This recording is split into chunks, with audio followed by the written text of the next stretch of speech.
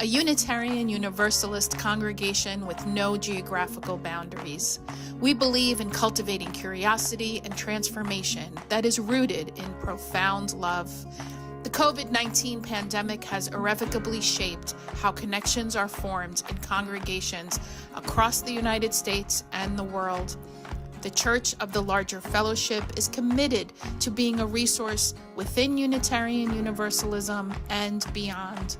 From worship to covenant groups, from classes to pastoral care, and from our monthly magazine Quest to our online community hub and our letter writing ministry, we have found ways to build connection and community, even through the screen. We have been a model for ministry on the margins, providing services for isolated Unitarian Universalists, becoming a spiritual lifeline for our members in prison. The CLF supports the ministries of those who hold target identities: Blue, Black Lives of Unitarian Universalism; Trust, Transgender Religious UU Professionals Together; and Drum, Diverse Revolutionary Unitarian Universalist Multicultural Ministries, just to name a few. We know better than anyone how deep and meaningful connections can be formed, even from a distance. Unitarian Universalists have faced many challenges in these times, and we continue to persevere and fight for justice and equity for all people, especially during moments of crisis. We are proud to be a leader in this faith movement, and we invite you to get involved in our ministry. We strive to be a place where anyone from anywhere can find spiritual refuge anytime they need it. Welcome to the Church of the Larger Fellowship.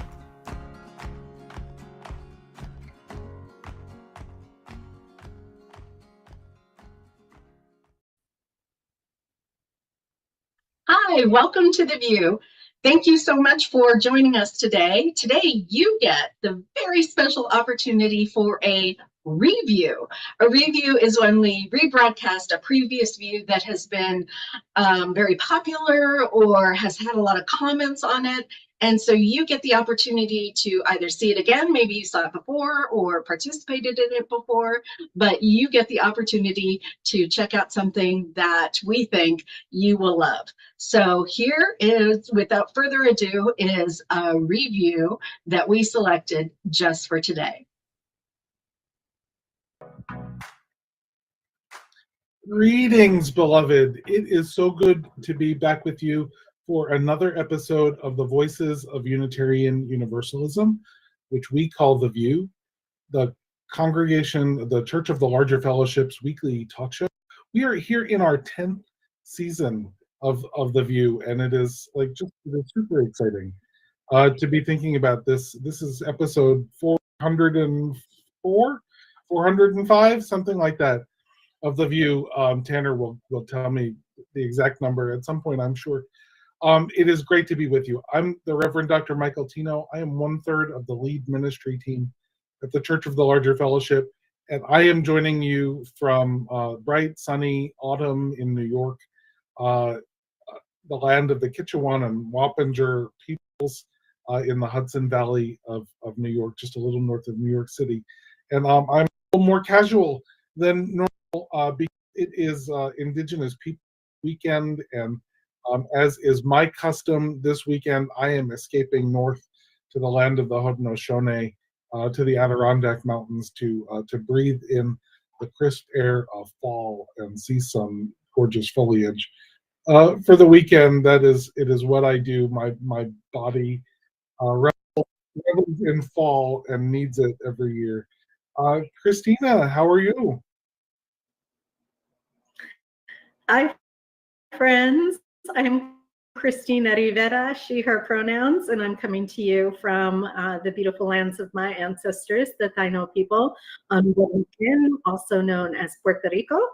And it is really hot, really humid, and Luma Energy, which is the private contractor that got the contract to provide energy here on the island. And there's lots of controversy behind that decision, but outside of that, the big news to note today is when I was driving in this morning, I saw that they're working on a transformer. They're putting up a new transformer nearby, which resulted in a couple hours without power yesterday, now explained.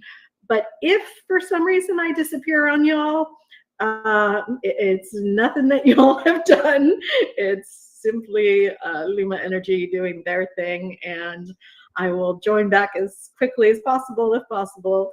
And if not, I'm sure y'all will have a great show. It is beautiful, hot, humid, sunny, and I'm sure our afternoon rains will be here very soon today.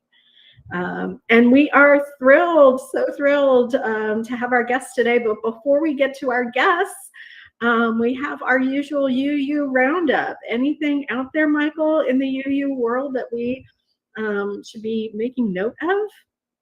I was trying to think about it on my drive in this morning, and I'm on vacation this week, so I have purposely. Yeah, I've been trying to stay off of social media, except for the fun social media side of things. So I'm woefully uninformed about our UU roundup today. Well, there are a couple things to note. We noted last week that the Liberal Religious Educators Association, LREDA, is meeting in Milwaukee next week. And that's always an exciting time, LREDA Fall Con. And the UUA is hiring. If you have always wanted to work at UUA headquarters or for UUA headquarters or for our larger faith, they are hiring something like 10 positions. And so the Reverend Dr. Sophia Betancourt, our president, and Carrie McDonald, the executive vice president, sent out a letter to religious professionals basically telling us about the positions that they're hiring for. If you are a finance expert, we need a new chief financial officer. And I guess it's part of our bylaws or governing structure that the chief financial officer has to be a Unitarian Universalist, a member of a UU congregation, a member congregation. So like maybe you want to do that. But there are a whole bunch of things in ministries and youth and emerging ministry staff. If you've been, if you're a development person, they're looking for a major gifts coordinator and a whole bunch of administrative and finance positions. So listen, if you are searching for a job and you would love to serve our faith, go on to uua.org/jobs and see if any of those fit you. Absolutely. We would love to have you as colleagues on yeah. the staff. Absolutely. And so at the LREDA Fall Con, I will be convening the Black Indigenous POC spaces along with, I believe it's Chikaren Oloya, and I'll also be co-leading the family ministry training, which is like a Renaissance module, but is actually a little bit different in that Renaissance modules usually like teach you the skills that they're talking about. So, you know, the Renaissance module, like UU identity or UU history.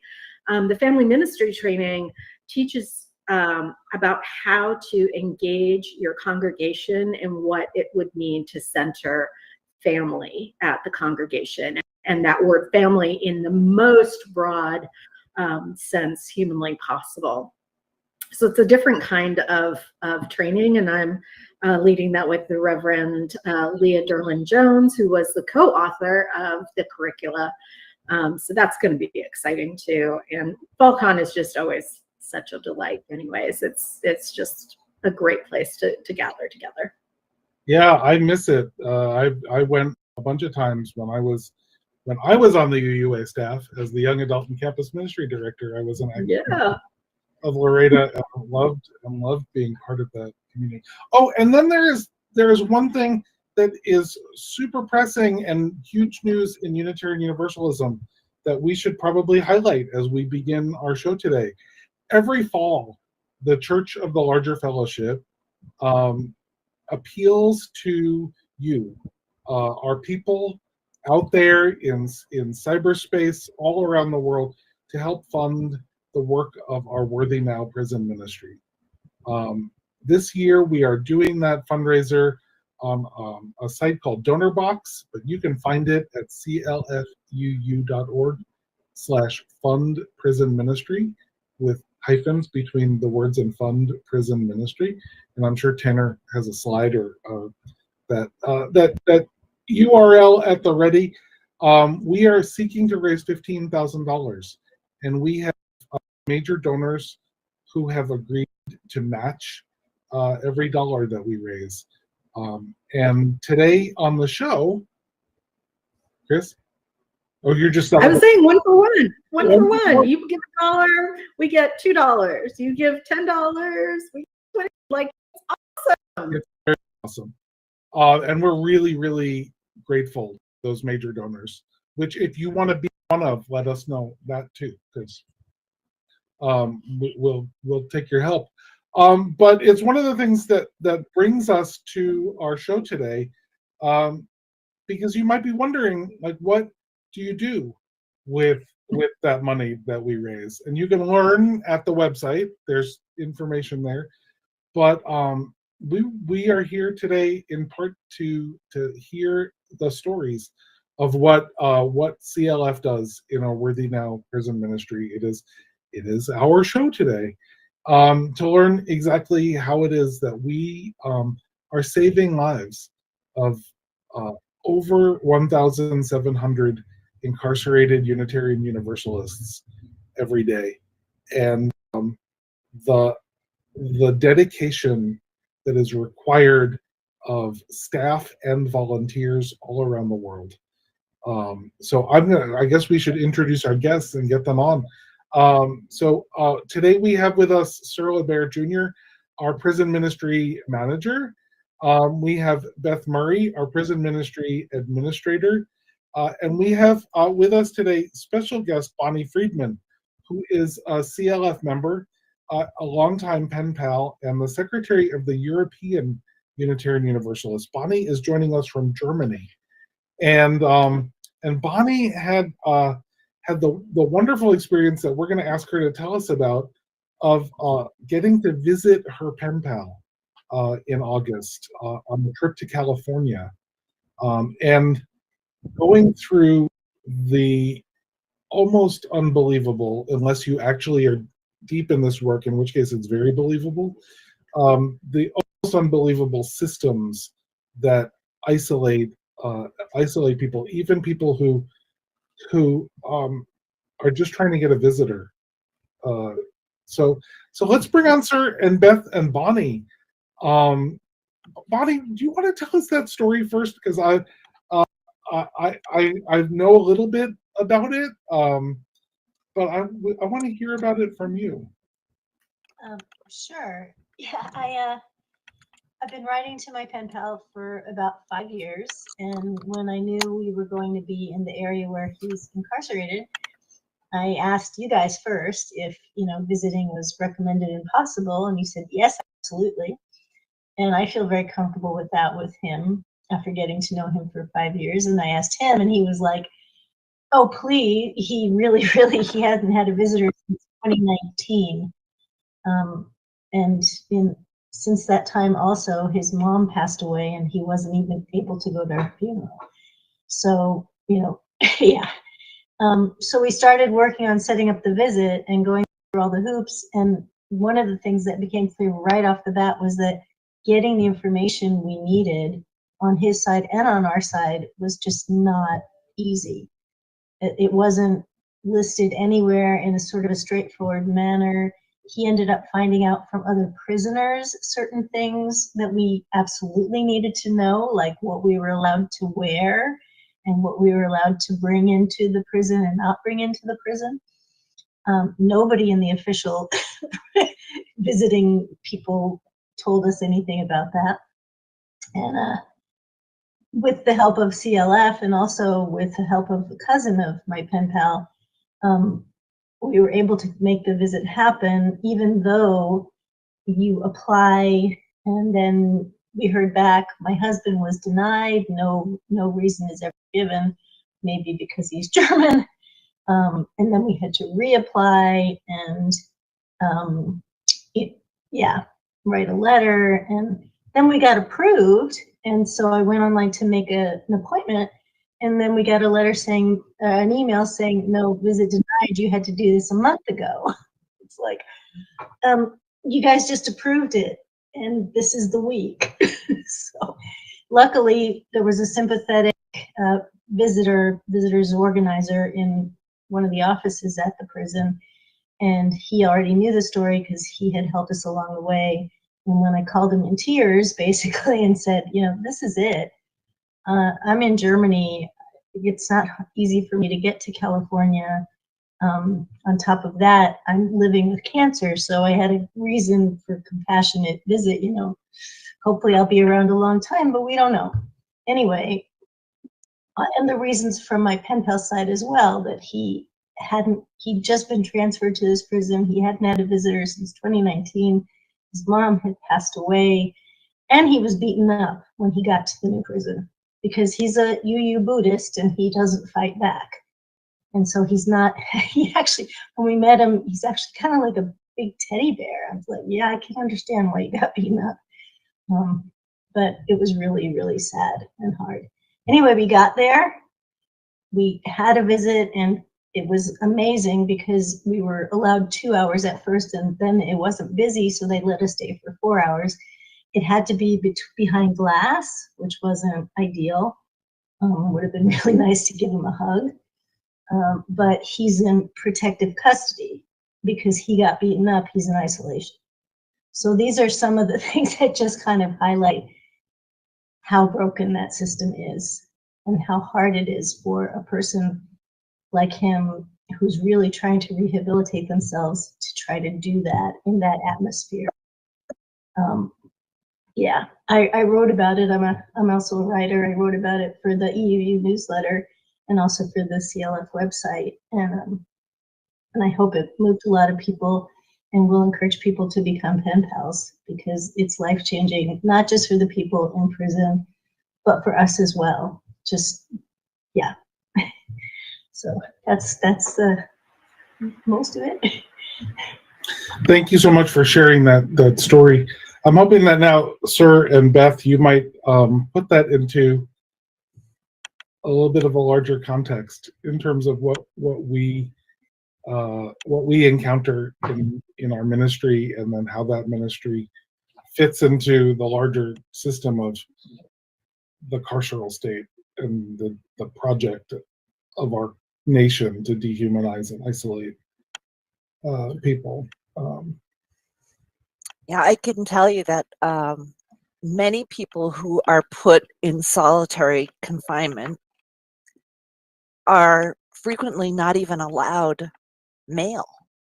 So Bonnie, the fact that Tyler, you said, was in segregation, there are some facilities that would not even have allowed mail to get to Tyler or to get back to you.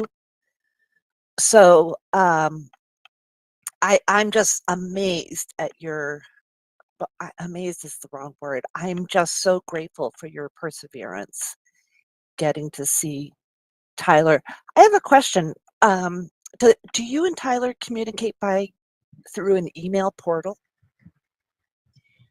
No, actually, I'm a little surprised that you're using his name, actually, because we also had the impression that sometimes if the prison doesn't like things, that it makes it harder for the prisoner. His cousin actually has told us that, but in any case, it's just a first name. So he now has a tablet. He had it only for a little while when he first got to this new prison, and when he was beaten up, it was broken.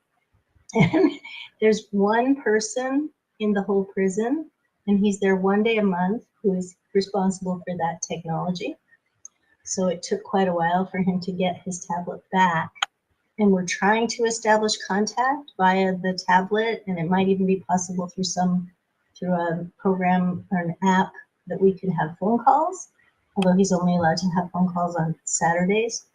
So yeah, how does he talk to his lawyer? Good question. But that's, you know, we're writing about that now, but mostly it's been letters. It's also complicated because I live in Germany and you need an American phone number, and yeah, we're working on it. Yeah, I mean, with regard to the name, I think saying Tyler in California is anonymous enough and also humanizing enough that it's a good balance there. We won't identify which prison facility he's in or say his last name. That's sort of our policy here. Sir? Yeah, I think I'm glad you brought up the question about the tablet. And Bonnie, that you kind of expressed how difficult it is for the incarcerated to get that extra level of connection. One thing that strikes me in this work is just the distortion that takes place from what we in-house call the free world and the lives of those in our country who are incarcerated. So the access to communication with the outside, just that issue, for example. So right now, there's a large move to digitize communication. So incarcerated folks are having to have family members send them, or basically send an email package to the facility through a specific app that then reaches them. In some of these facilities, the incarcerated members are forced to into like kind of small windows of viewing. So for example, you might get sent a picture of your child. You might have a limited amount of views for that. You might be able to view it for 5 to 10 minutes. You may have to pay extra money to view it again. So the tablets are often given for free through one company called JPay, for example. Likes to give out free prison tablets, yet the content on these tablets cost money, and that's where they think their capital. And essentially, we see members who are leaving, who are being released into essentially debt. You are forced to pay for communication, for any entertainment, music, faith development. There are apps where you can access religious services, things like that. However, all of that costs money. So it's just an extra way of both dehumanizing and separating those of us who are in what we call the free world and then those who are incarcerated. Bonnie, so I was struck by your story in the way that you described that disconnection as it relates to nature, relates to the world that's around them. I mean, and I'm curious to hear what you thought of, not only moving through California and moving through our country here for the first time and seeing this great beauty there that surrounds these incarcerated folks, and then the reality of they're being completely cut off from them. Yeah, that was really hard. I mean, it's not, on the one hand, you're not entirely surprised, it's prison, and there's been enough TV shows about what it's like in there to let you know that it's not nice. But the reality of it is heavy. It's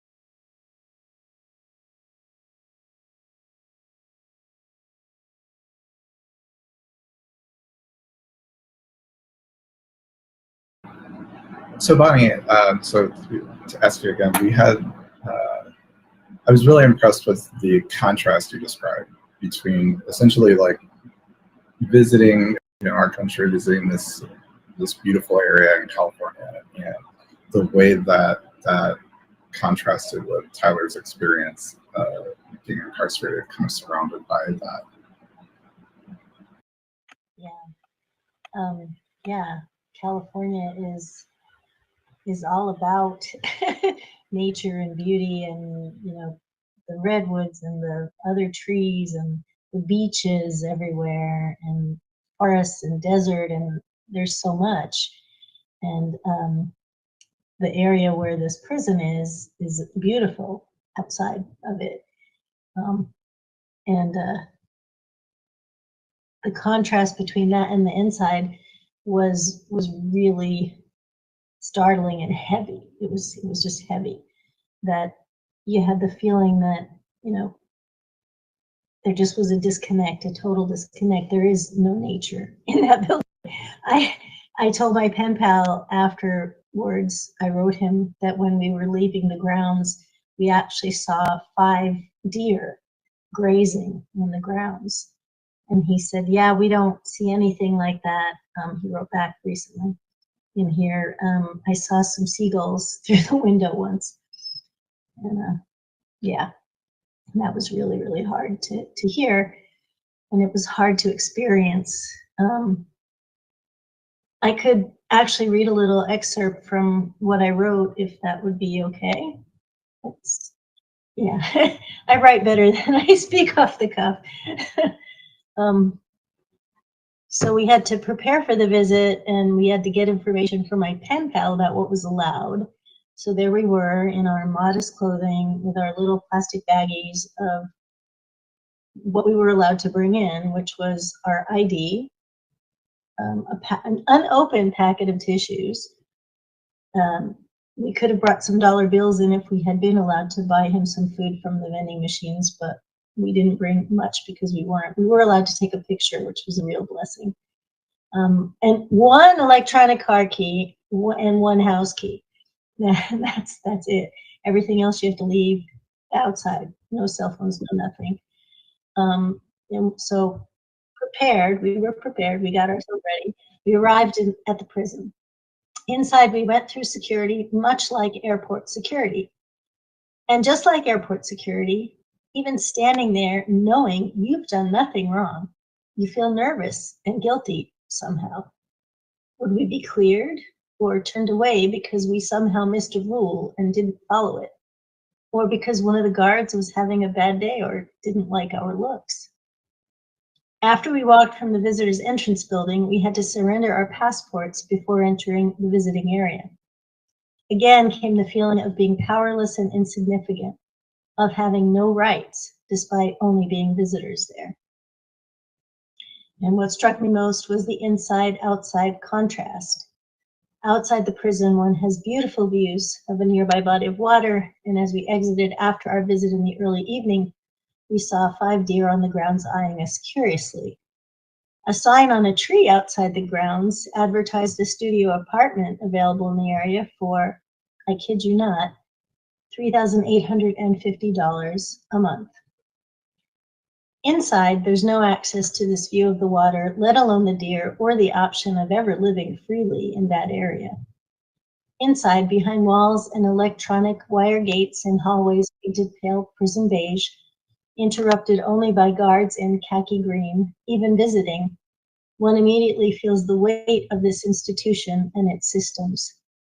We didn't see the cells or anything beyond the visiting area, but given that, it was painfully easy to imagine that if one regrets their mistakes and is seeking redemption and trying to become a better person, the environment in which one lives makes this hard right off the bat. So that was what I wrote about the inside-outside contrast. Thank you. And I think it's important to say for people who might not know these things, some of that inside-outside contrast is on purpose. That states put prison facilities in gorgeous, far-flung rural communities as ways to both separate people from families who live in cities, and also to make the rural communities beholden to the economic impact of the prison. So some of that is on purpose, and I think it's important to say. So we had just turned it over to Beth to talk a little bit more about the prison ministry or the pen pal ministry, when we realized that we had totally been disconnected.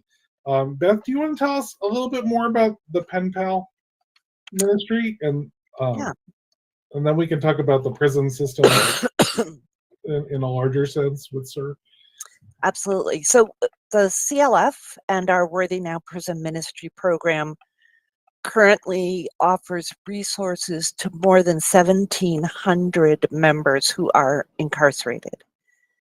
And once a person becomes part of our congregation, the first thing that we do is we automatically register them to take an introductory correspondence course on Unitarian Universalism. And it is completion of that course that makes our incarcerated member, eligible for a pen pal.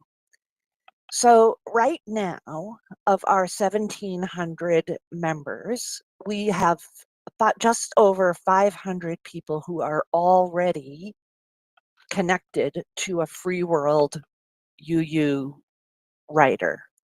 And we have over 100 people who are just sitting on a waiting list.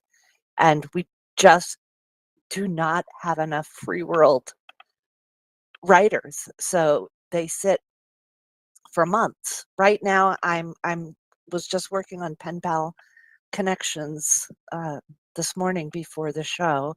I made 19 new connections, but I was connecting people who became eligible, meaning they completed that class. We also asked them to fill out a pen pal application where they agree to our guidelines and the covenant and what it means they have to agree to being respectful with their pen pal connection. And so once we get that pen pal application returned to us, their name goes onto this waiting list. So this morning, I was made 19 new pen pal connections, but these are people who have been on the list since May.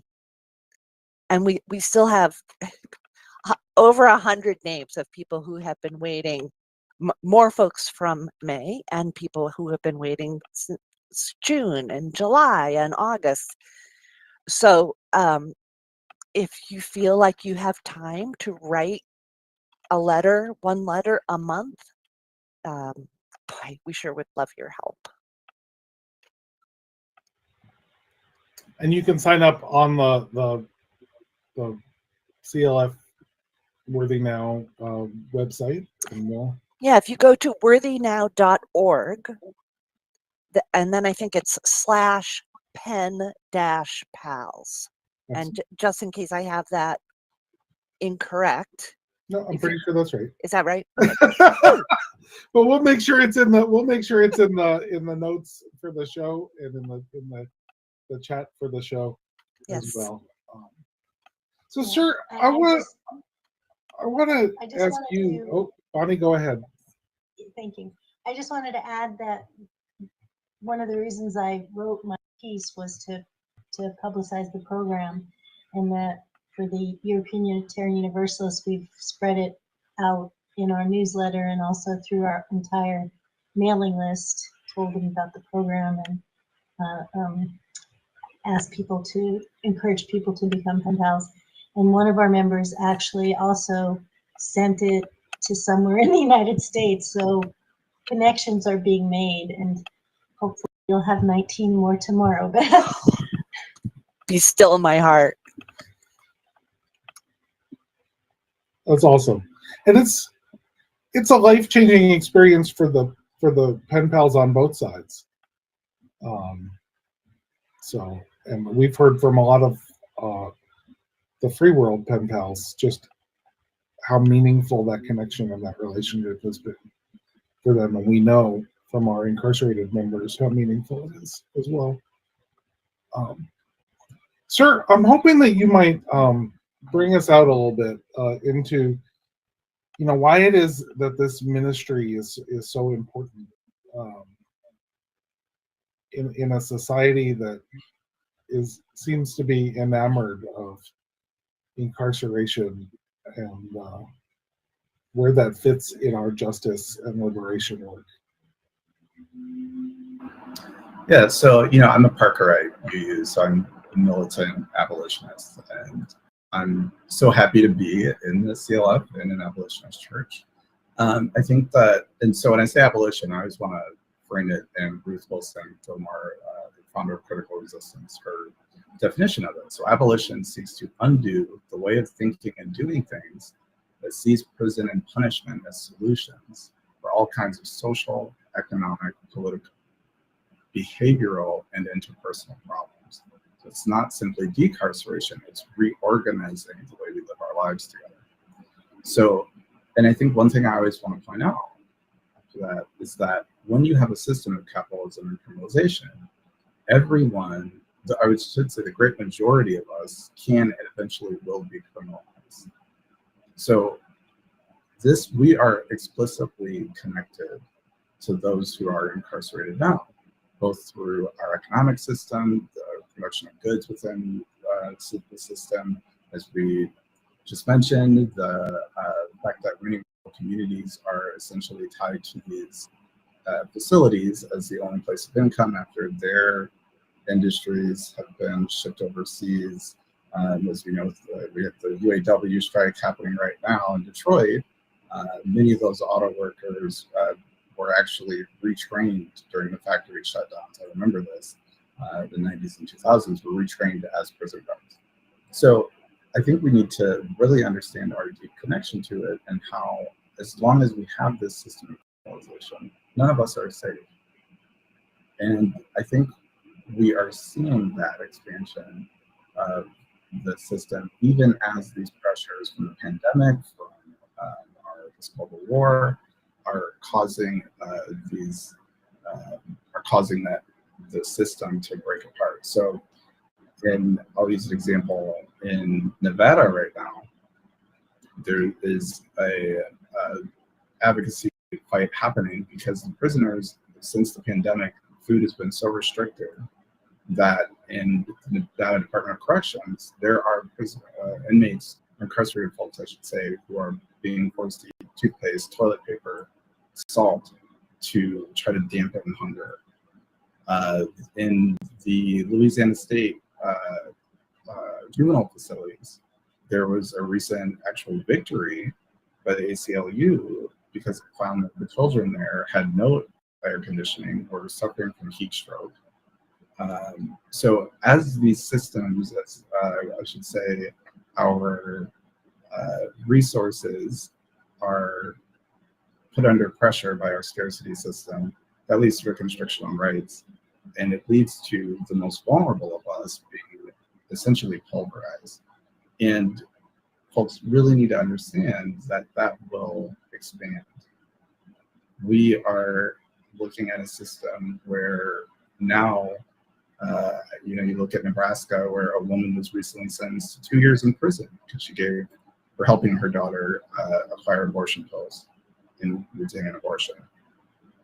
We have in Florida, Governor DeSantis has created an election police force. Arrested a 69-year-old woman at 3 a.m. because she filled out her application to vote incorrectly as a former felon. In Atlanta, we have RICO charges against protesters who are protesting the creation of a new police training facility that would essentially be, this model is hoping to be followed in many other states, these huge police training facilities that they're building. So they're building one in the Atlanta forest, and it's being protested. Some of those protesters have gotten hit with a RICO Act, which, for those who don't know, it's a huge sweeping indictment, criminal indictment And some of the things that they've done, donating to bail funds, handing out flyers, self-publishing magazines. How many of you listening to this right now donated to a bail fund, have handed out flyers, have done anything like that in the last 3 years?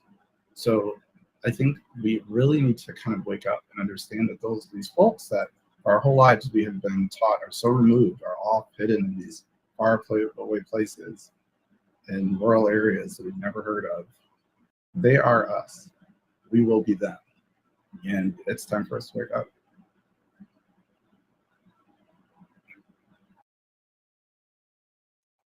Thank you, sir. I appreciate that context. And so into this system, people are also religiously, spiritually isolated. And we hear about that too. Bonnie, I'm wondering if you can tell us more about how you've supported your pen pal as a Buddhist, as a UU Buddhist, who is incarcerated. Yeah, sure. We write about so many different things. He's gotten, I think, 2 college degrees in his time so far in prison, and he's always reading stuff. We exchanged some stuff.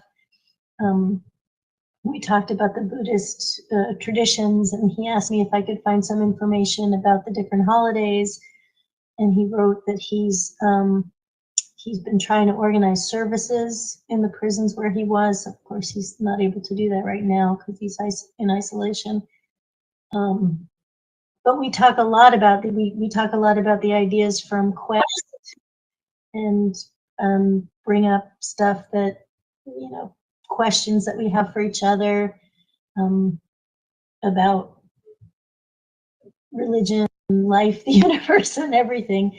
So I guess I support him more generally as a spiritual person, and specifically as a Buddhist, but we have had exchanges about the Buddhist faith, and he finds that it especially is important for him because it really helps the whole idea of detachment, helps him survive, and being able to, he meditates, and it helps him control his emotions, and it helps him to basically survive the circumstances around him and to stay centered no matter what happens in his current reality.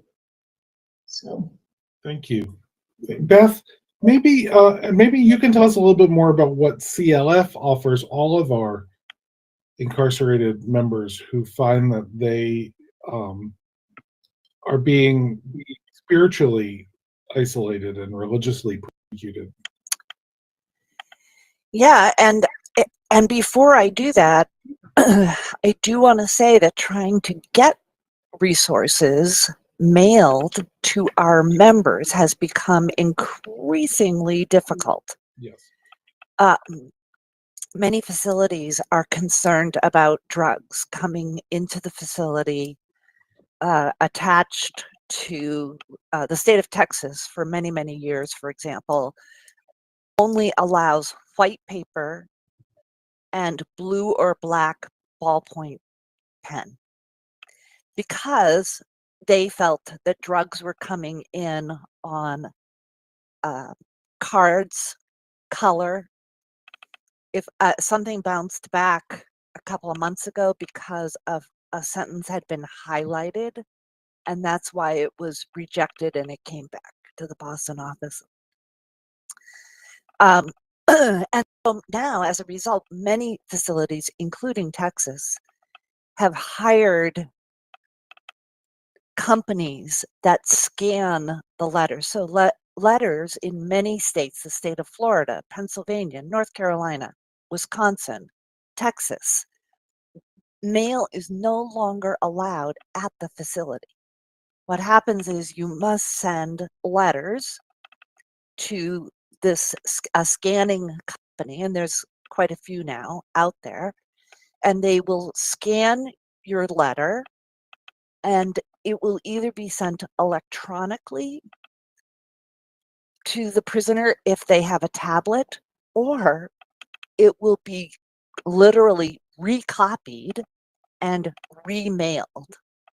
So there is no longer such a thing as trying to communicate with our pen pals, our members, in a timely way, which is very frustrating. But let's just explain what we're trying to mail. So the CLF has a worship publication. It's called Quest, which Bonnie mentioned a little bit earlier, and that is mailed about 8 times a year. The UU World, which is published twice a year, we send that. We have a newsletter that is sent twice a year. We call it the Worthy Now newsletter. And when we send out the fall newsletter, and this newsletter is going to be mailed within a month or so, it will list additional correspondence courses that a person can then register for and take. And our spring newsletter lists, I think I had it reversed. Anyway, one of the newsletters has a list of classes that you can take. The other newsletter lists some reading packets that we send. And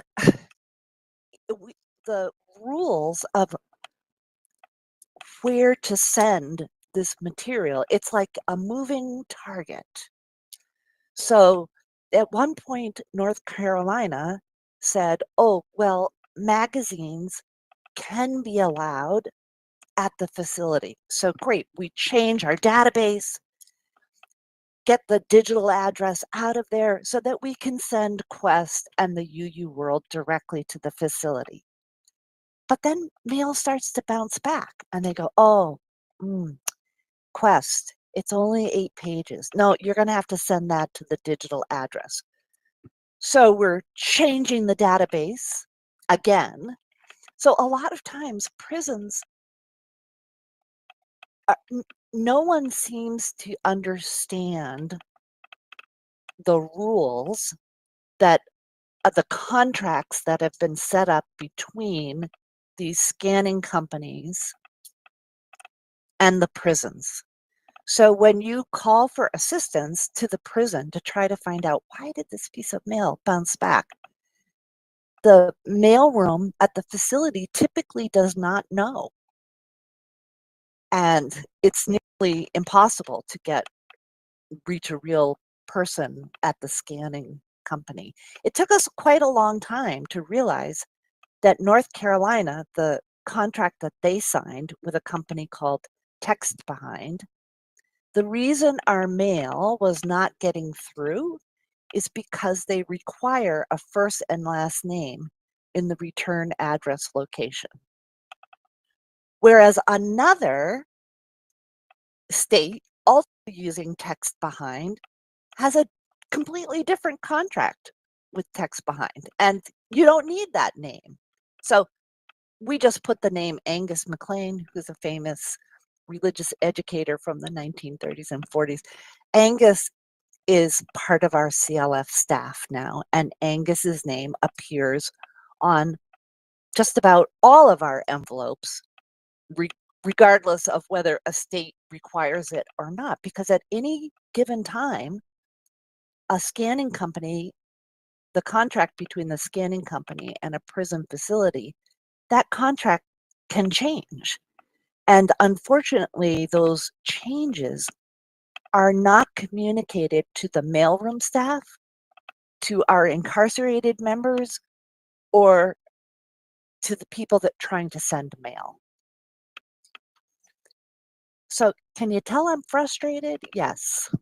We know. And again, I want to point out that all of these things are on purpose. Right. This is not the system is broken. The system is working as it was designed to isolate people from their lifelines of support, to cut them off from communities that would support them, to make it harder for people to write them letters. The system is working as designed, and then to funnel money into the pockets of people who get kickbacks for these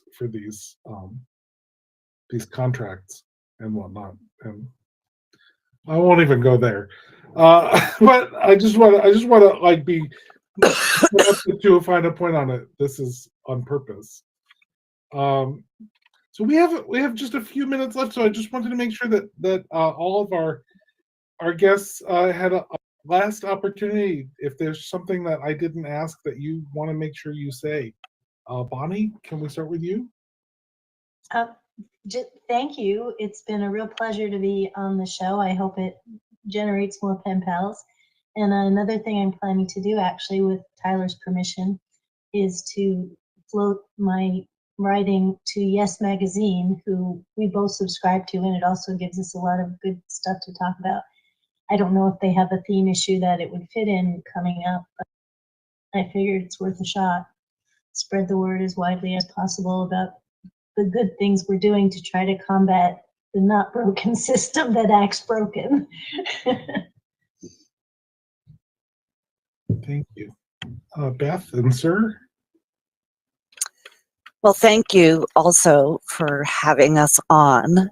I care deeply about the prison ministry program, and I admire the energy and the perseverance that it takes to stay in touch with our members.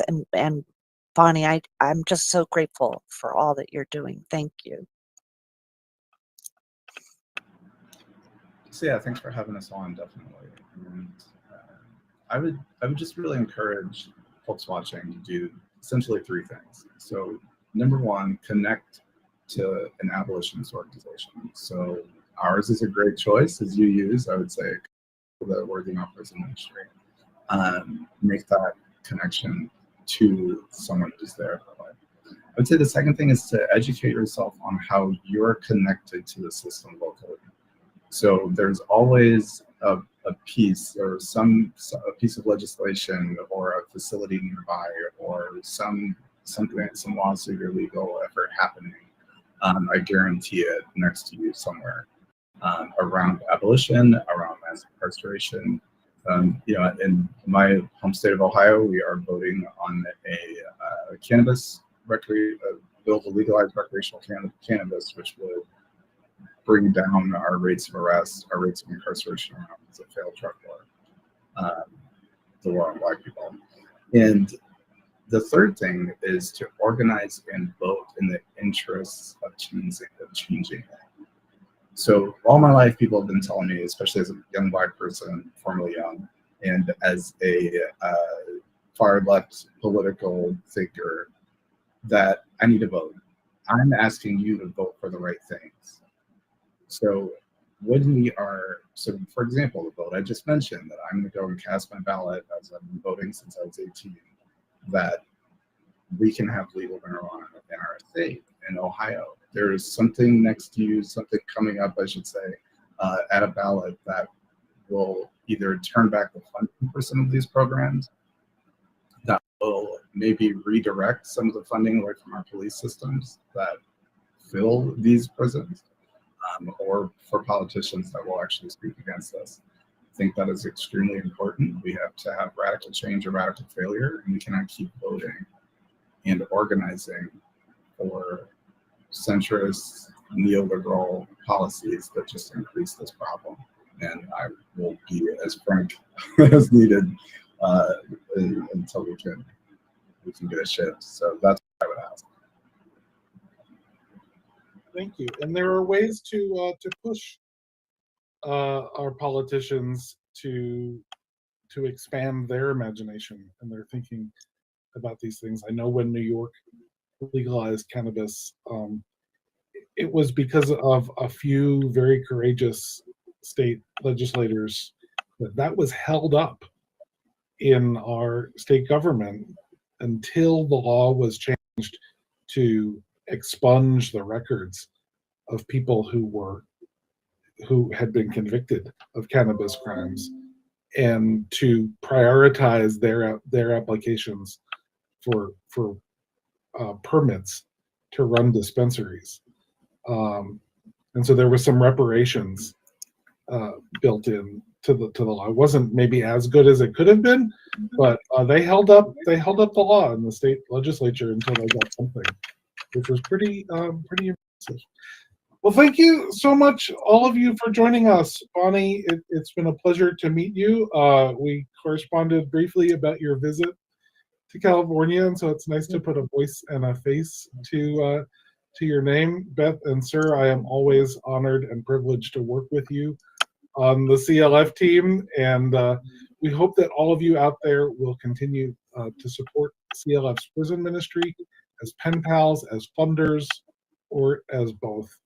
Until next week, this has been The View. Thank you for joining us. Special thanks to those of you who give generously to this ministry. It is because of you that this ministry is possible. You can click the link in the description to give now, or visit clfuu.org/give for more information.